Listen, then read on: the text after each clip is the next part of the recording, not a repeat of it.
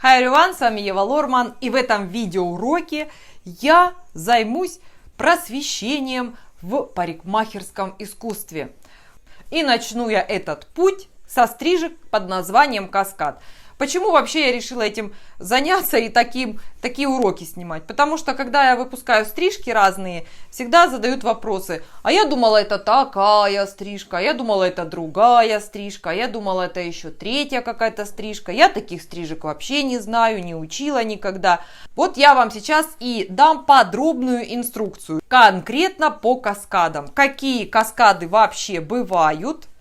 И чем они друг от друга отличаются. Я уверена, что для многих это будет, не открытие планеты, что-то из этой области. Хотя, возможно, кто-то мне скажет, а я знаю еще больше каскадов. Молодцы, отлично. Я попытаюсь эту теорию, так скажем, сделать более понятной и упростить ее, потому что, когда я начинаю заниматься с группами по парикмахерскому делу, я вижу в глазах людей просто какое-то ошеломление от того, как они представляют себе, как они выучат это все. Это сумасшедшее количество стрижек, которые мы видим в интернете. Потому что многие вообще не видят между ними никакого сходства. Я все время говорю, вот посмотрите, вот эта стрижка и вот эта стрижка. Вы видите, что они между собой чем-то похожи? Да, они длинные волосы, а так они, конечно, все разные. Я должна вам сказать, чуть уведешь куда-то угол оттяжки, и уже получается другая стрижка. Это первое. Второе, у клиентов разные волосы, и на разных волосах стрижки получаются тоже по-разному. Одна и та же стрижка у разных людей будет выглядеть, как будто бы это две разные стрижки. Поэтому упрощаю всю эту систему и вам расскажу, какие виды каскадов существуют. Это на мой взгляд, я именно таким образом преподаю и вижу в этом просто стопроцентные результаты. Поэтому решила поделиться, русский, вернись ко мне. Решила поделиться с вами этой своей теорией и практикой. И я надеюсь найти единомышленников. Я думаю, что многие меня в этом плане поддержат. Потому что, знаете, я сама, когда училась и думала, боже, мне вообще жизни не хватит, чтобы это все выучить. Это же просто сумасшествие какое-то. У меня была такая книжка огромная, в которой было написано 1001 стрижка. Я такая сидела и считала, думаю, так, чтобы мне все эти стрижки выучить, сколько мне лет надо стричь, чтобы все стрижки выучить. Я поняла, что это чуть ли не буквально 15 лет, чтобы пройти по нескольку раз хотя бы эти стрижки. Но когда я поняла, что все не так сложно, я просто ликовала от счастья. Думаю, боже ж мой, все проще гораздо проще, вот просто. Сейчас я вам покажу, что это такое. Значит, каскадов существует всего. Как вы думаете, сколько каскадов существует? Тут интересно было бы вот эту связь с вами получить. Напишите, даже в комментариях напишите мне, как вы думаете, сколько существует каскадов? Так вот, их существует всего 3. Всего 3. Несмотря на обилие, не буду повторяться, всего 3. Что вообще такое каскад?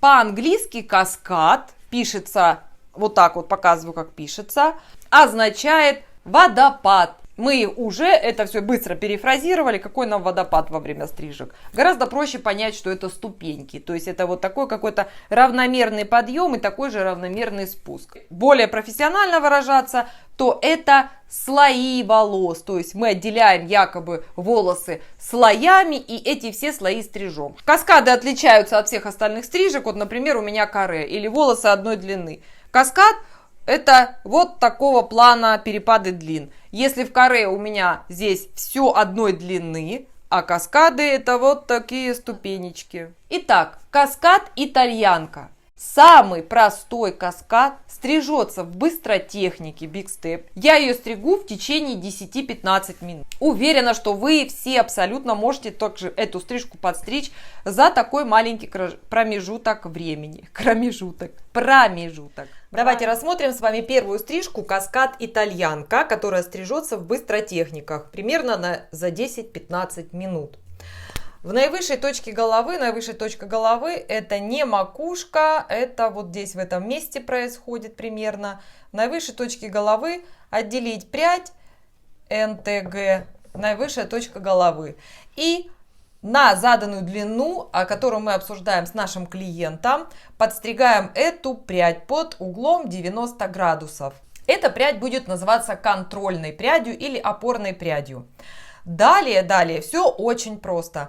Абсолютно все волосы подчесываются к этой пряди и стригутся на ее уровне.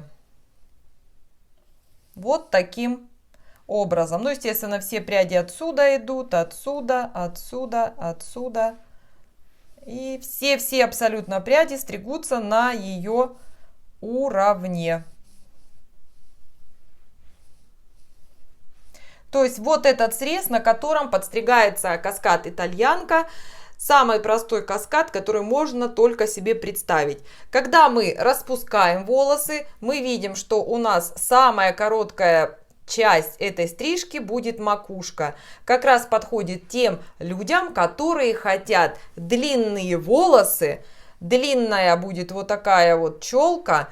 И вот здесь где-то они будут заканчиваться, когда мы их распустим.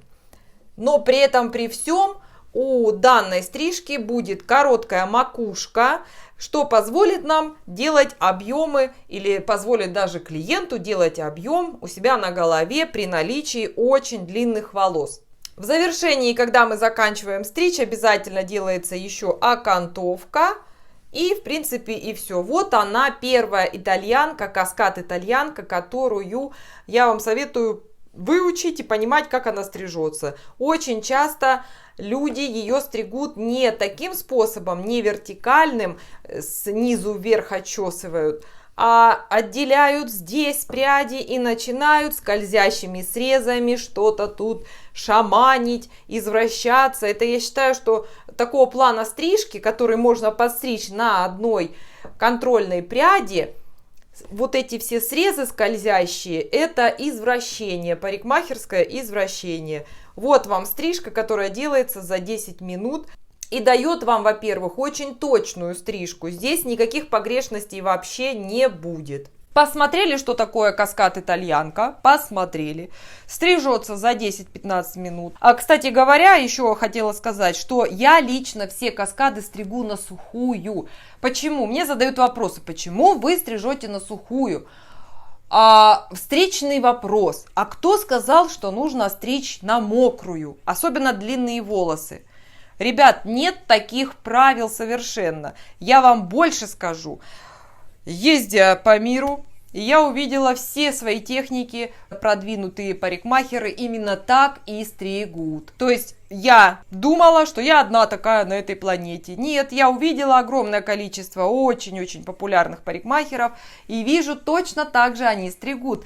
На семинарах, когда идет огромный семинар, сумасшедший, там буквально чуть ли не 10 тысяч человек сидят, и один мастер стоит на сцене, поверьте мне, он ничего не увлажняет. И он это все вот такими летающими движениями, все это стрижет за какие-то 10, 15, 20 минут, полностью готовая стрижка. Все. То есть вот эти все шоу, это и есть использование быстротехник в стрижках, где мы не смачиваем волосы. Потому что длинные волосы, это просто застрелиться, можно их постоянно вычесывать, расчесывать. Это очень сложно, это долго, даже не сложно, это муторно и очень долго. Вообще не вижу в этом никакого смысла. Попробуйте длинную стрижку, хоть одну по такой технике подстригите на сухие волосы, и вы поймете, что вы просто перешагнули какую-то пропасть, которая вам не давала двигаться вперед. Поэтому я стригу все стрижки в длинные волосы на сухую, и вам то же самое советую делать. Все будет проходить гораздо быстрее с минимальными вот этими вот ай, больно, когда вот, понимаете, когда волос сухой, я легко его могу поднять наверх. Если бы я сейчас эту часть намочила, особенно я, блондинка, я бы тут уперлась, наверное, в 20 минут только вычесывать равномерный хвостик. Понимаете? Нет.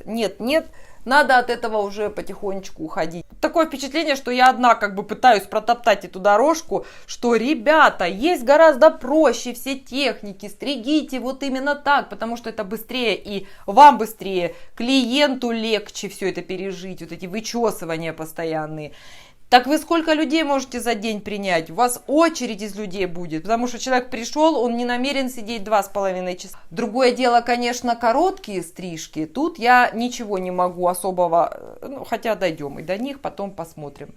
Ладно, значит, я стригу на сухие волосы, мои дорогие, и желаю вам того же. Реально, переходите на эти техники, все гораздо проще. А большинство мастеров изощряются на этих каскадах так, что сами просто реально падают с ног. Клиент там сидит, он уже 30 раз попил чай, кофе. Уже у него там все на связи, и он уже сидит, да когда же это все закончится, понимаете? Когда мы видим видеоролики, в которых мастер стрижет 40-45 минут только роличек, а на самом деле он стрижет со всеми доработками часа 2, понимаете? В общем, каскад итальянка, я уже вам показала, что волосы на макушке самые короткие, на затылке самые длинные. Наверняка кто-нибудь скажет, а если у клиента не хватает волос сзади, а если у него там где-то не хватает, а если у него здесь не хватает. Ну, знаете, вот тут, наверное, и надо немножко раскинуть мозгами, потому что надо просто подумать. Вы должны, знаете, у него спросить. Все, мы будем так стричься, вы на следующий месяц приходите, вас это устраивает, стрижка, показать ему эту фотографию, он говорит, да, я вот именно так и хочу, и вы такой, хорошо, давайте к этому идти. Я лично так делаю, я всегда говорю, вам нравится, я вас подведу к этой стрижке, ничего, что у вас там не хватает, ничего страшного, мы это все должны, где не хватает, там и надо отращивать, а стрижем мы все равно на том уровне, как правильно эта стрижка стрижется. А там, где не хватает, оно отрастет, и потом оно зайдет во всю эту основную толщину волос. Ну вот, я надеюсь, вы поняли мою философию.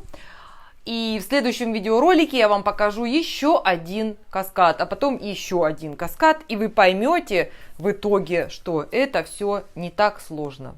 Хочу вас всех поблагодарить за комментарии, они просто великолепные, шикарные, мне очень нравится их читать, пишите, я с удовольствием отвечу на все ваши вопросы. Bye-bye, everyone, с вами была Ева Лорман, и до встречи в новых видео.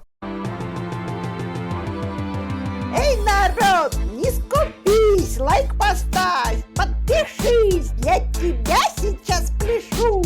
Подпишись же, блин, прошу. Колокольчик тут же жми, делись со всеми, не томи.